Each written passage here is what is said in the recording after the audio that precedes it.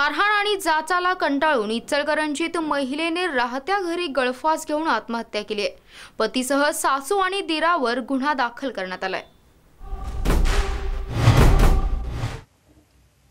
विवाहितेला आत्महत्येस प्रवृत्त केल्याप्रकरणी पती, सासू, दीर, जाऊ आणि नणंद यांच्या विरोधात गावभाग पोलिसात गुन्हा दाखल करण्यात आलाय। पती अनिकेत एसाटे, सासू मंदाकिनी एसाटे, दीर अमित एसाटे, जाऊ आरती अमित एसाटे आणि नणंद रीनाशी अशी संशयितांची नावे असून याबाबत मृत मुलीचे वडील रामचंद्र बचुटे यांनी फिर्याद दिली आहे। याबाबत अधिक माहिती अशी की फिर्यादी रामचंद्र बचुटे यांच्या मुलीचा विवाह इचलकरंजी येथील अनिकेत एसाटे यांच्याशी झाला। लग्नानंतर 2 महिन्यांपासूनच घर बांधण्यासाठी माहेरहून 5 लाख रुपये घेऊन येण्यासाठी मयत विद्या हिचा जाच सुरू केला।